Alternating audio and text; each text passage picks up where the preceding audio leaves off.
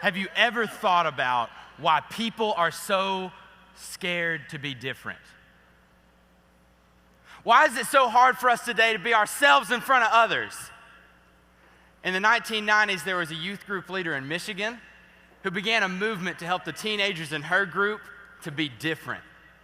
She wanted each of them to make their decisions based on what Jesus would have done. So she gave each of them bracelets with the acronym WWJD. What would Jesus do? What started off as a small gesture in their group soon began to spread like wildfire. The small group leader asked a friend to make 100 bracelets for the group members to distribute among friends and family. Then that manufacturer spread the news about the bracelets they were making, and by 1997, they were producing more than 20,000 per week. It's estimated that roughly 52 million WWJD bracelets were sold in the U.S. during the 90s. These people were committed to being an example to others, and it caused a chain reaction and a nationwide movement. But what changed? Why don't millions of people still wear these bracelets today? Well, sadly, it seems that what began as WWJD pretty soon reverted back to WWPT. What would people think? What will people think of me if I stand up for the kid in school getting made fun of for the clothes he wears? What will people think of me if I raise my hand in class and my answer to the teacher's question is wrong? What will my friends think if they find out the things that I really like and I'm really passionate about? What will people think? This is a question I've asked myself way too often. I've been in situations before where I was so caught up in who I thought others would like that I completely forgot who I really was. When I was growing up, I went to a private elementary school. We lived on this small farm and raised livestock that we showed all across the state. It was expensive for us to send my older brother and me to private school, so we didn't spend any extra money on fancy clothes, and I often wore my brother's hand-me-downs. Those kids in school, though, they had all the new clothes that matched the latest styles. American Eagle, Hollister, Aeropostale, Polo, you name it. They had all the new gaming systems with the latest popular game. They had dozens of shoes to match the newest styles. It made me sick. Because here I was, wearing my brother's old shoes, pants, and shirt, and everyone would make fun of me for being the poor kid. Almost every Christmas and birthday, I'd ask for some new clothes, and pretty soon, I began to fit in at school. But then when I was in 6th grade, I made the move over to public school in the inner city, and immediately I was made fun of for being the preppy rich kid. I couldn't win for losing. All I wanted to do was just fit in. Have you ever felt this way? Have you ever tried to be someone you weren't just to get others to like you? I can't tell you how many times I've struggled with this in my own life. Relationships gone sour because I was trying to be someone I wasn't for a girl who just wasn't right for me. Interactions with friends I should have shared my faith with, but was too scared of what they might think of me if they saw me in that light and not the normal, lighthearted Stephen they were accustomed to. There have even been times, y'all, this year where I struggled trying to be someone I wasn't to impress others by being cool or funny when I should have just been myself and not cared about what they thought about me. If you don't hear anything else this morning, at least hear this. Each one of us is called to be an anomaly, which is a deviation of the common rule, something different, abnormal, or peculiar, something that doesn't fit in. Are you listening? We don't have to be afraid to be different. Others may say that we don't fit in, but being an anomaly is exactly what we were created to be.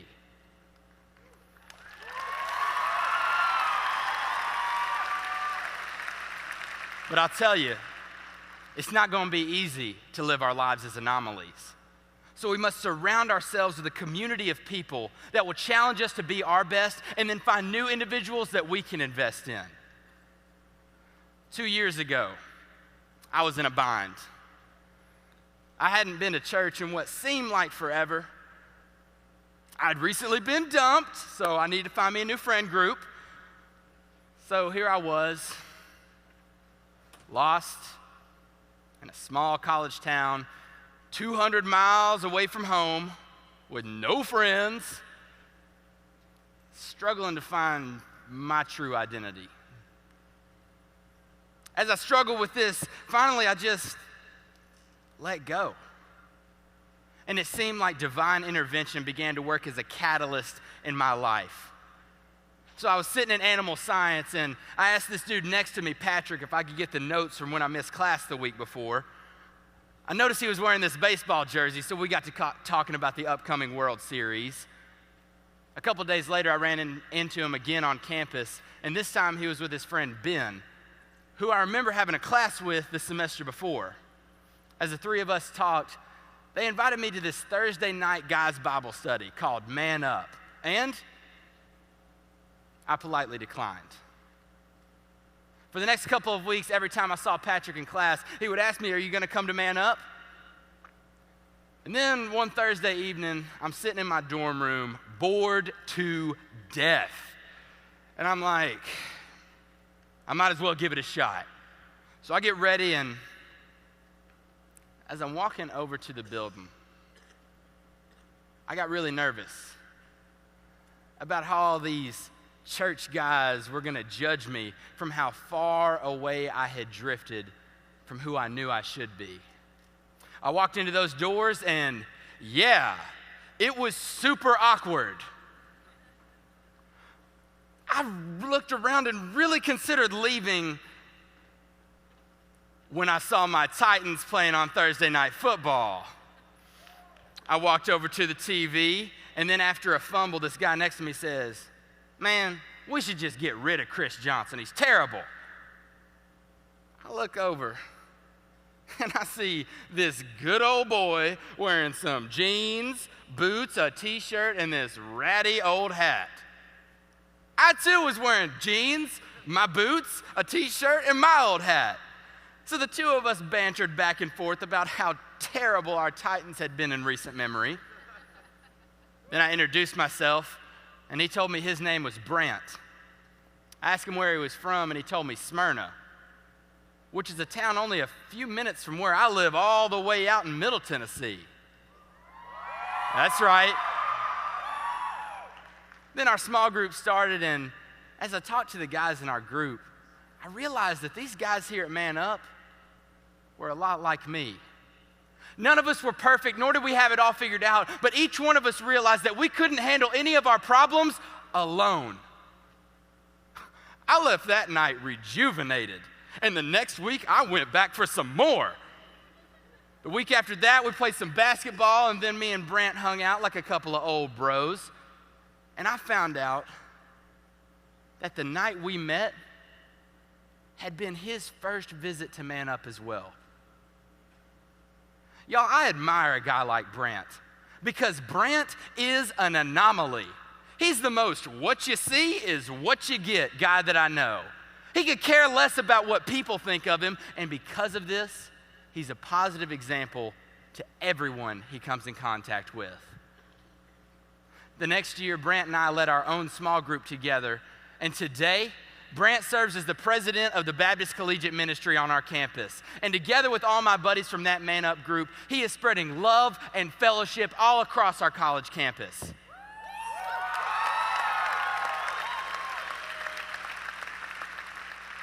My buddies at UT Martin are helping students just like I was, who are drifting away from who they truly are and guiding them to a community of friends that will help lift them up. Y'all remember those bracelets we talked about earlier? Well, my buddies at UT Martin could care less about what people think of them because they know they're called to do what Jesus would have done.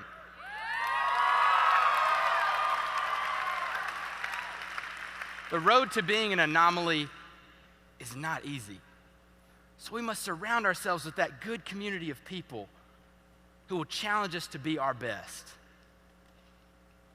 Who do you hang around? Do your friends challenge you to be your best? Or do you find yourself doing things you know are wrong because you just want to fit in? Y'all, It's hard to evaluate our friend groups and seek some positivity, but I can guarantee you it's worth it in the long run. I wouldn't have the blessings I've been given, the happiness I enjoy, or be the man, son, brother, uncle, teammate, boyfriend, or friend that I am today had it not been for those guys who helped me become the man I knew I should have been all along. Who we hang around is who we will become like. I've always struggled with being an anomaly, but now I realize that being an anomaly is actually a good thing. And together with that community of friends and positive influence that lift us up, we don't have to be afraid to be different. But, okay, what kind of impact can you really have by being an anomaly? Well, without some positive peer pressure, I probably would have never even joined FFA. You see, one of the biggest reasons I wanted to get involved in this organization was because it was a family affair. Both of my older brothers had both been former members, and the three of us grew up attending state conventions and alumni conferences with our dad, who had served as Tennessee's state FFA president back in the day. You know, because of our dad's involvement, I guess you could say he's found great success later on in life. Today, he serves as a Sunday school teacher in our church, where he teaches this high school boys Sunday school class and mentors those guys in their growth as they become men. FFA also helped my dad find career success, as he was recently named the #1 salesman in his entire company.